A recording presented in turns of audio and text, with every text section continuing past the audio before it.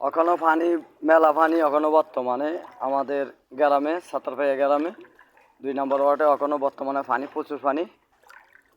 তাই আপনারা সবাই দেখুন এই অবস্থা, এখনো পানি কমে নাই।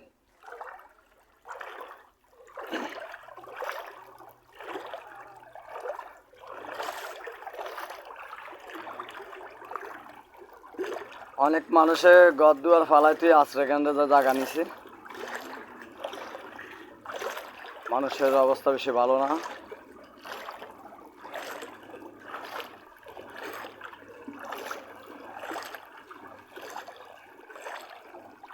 আর আমার ভাই দেখছেন, বড় ভাইয়েরও কি অবস্থা দেন। আমার বড় ভাই ওই জন্য পানির মধ্যে লুঙ্গি উঠে আনো লাগে। দেশের পরিস্থিতি বেশি ভালো না।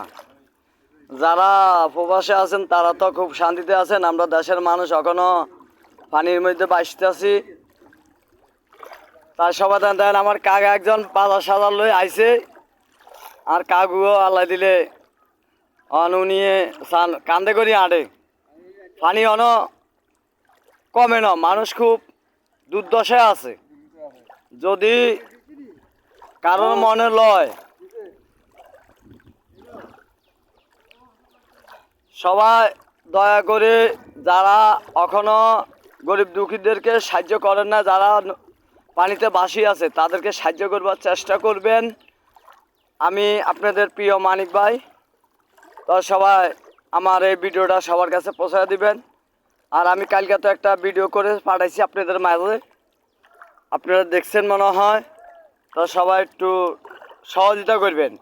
আমার মোবাইল নাম্বারটা তো আপনাদেরকে দিয়েছি, তাই মোবাইল নাম্বারটা নিয়ে আপনারা যতদূর পারেন একটু হেল্প করুন। সবাই হেল্প করুন। এখনও আমাদের নোয়াখালী সাতারপাইয়া 2 নম্বর ওয়ার্ডে এখনও আপনার পানি আছে বর্তমানে একটা ডাইরেক্ট মাজা পর্যন্ত।